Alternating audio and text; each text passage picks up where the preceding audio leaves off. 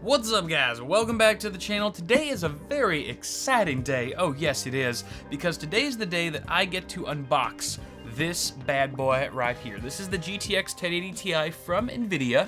I'm covering up all the box and stuff. The embargo just lifted for the unboxing. Unfortunately, there's a second embargo that's at a later date for the performance, so too bad we won't be able to actually take this thing for a spin and check out performance, but that is soon to follow. I don't even know. I mean, I know you guys are dying for that information because I am too. Like you see here, I have not even taken this out of the box. It's still sealed and everything, so I have no idea if the claims are true, but the reason why this is so exciting is because NVIDIA, oh, funny bone. Why do they call it a funny bone? It's not even funny. They should call it an uncomfortable bone. Now, what I was gonna say, before my nerves so rudely interrupted me, was that this is a big deal.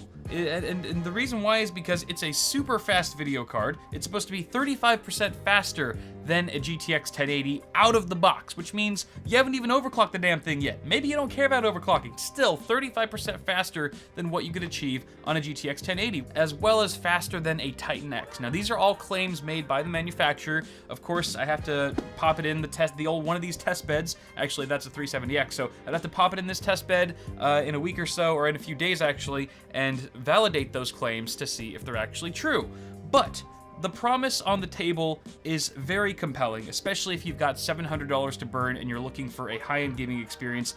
Quite frankly, it doesn't get much better than this. So why don't I just shut the hell up and start unboxing this damn thing. I'm gonna read off some basic specs. However, if you are interested in a finer detail of specifications, you can check out the video that I already did at NVIDIA's Editor Day while GDC was going on. Oh, let's just take a moment. Oh, it's got that fresh foam smell. I'm just gonna bottle up this scent and sell it on eBay. Oh, God! Here's what looks to be some documentation, including a quick start guide. You know what's quicker than a quick start guide? Not reading it! And we've also got what looks to be a DisplayPort to DVI or vice versa adapter. Aha! So if your monitor does not have the appropriate connector, then perhaps you can use this adapter to help you out. And let's just talk about the card now, because that's really why we're all here. Just look at how much it looks like a GTX 1080. It looks exactly the same. Oh wow, I butchered that. That is the worst, officially the worst unwrapping of a video card I have ever done in my life. But here it is. Let's go ahead and ooh, there's a little bit of plastic here. Ready for the plastic wrap? Here we go.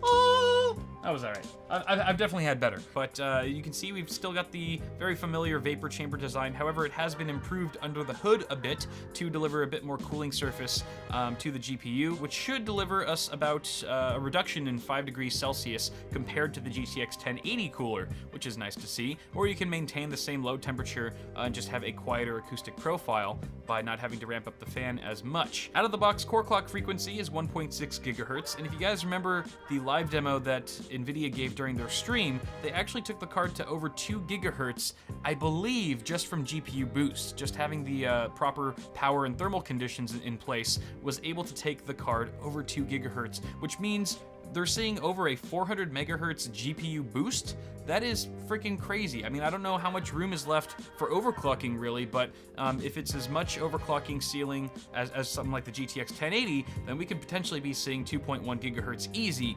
and even beyond that. Now, externally, you're not gonna find many differences between this and the GTX 1080. Of course, we do have a beefed up power delivery with one 6-pin and one 8-pin PCI connector, pretty much the same as the Titan X Pascal.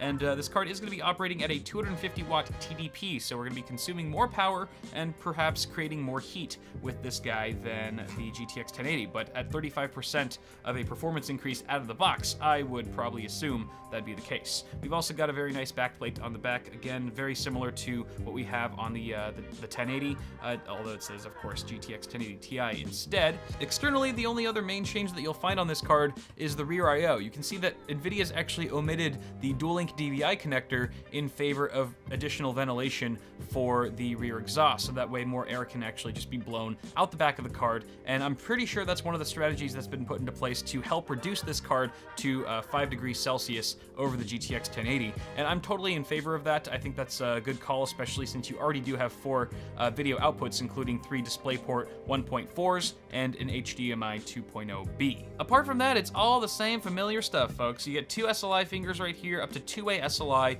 no 3 or 4-way support, unfortunately, but that's to be expected from NVIDIA at this point. And then you can see here we've also got our PCIe Gen 3 by 16 connector.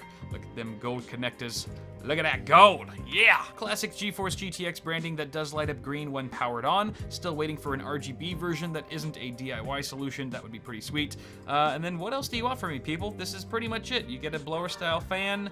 There are screws holding the card together.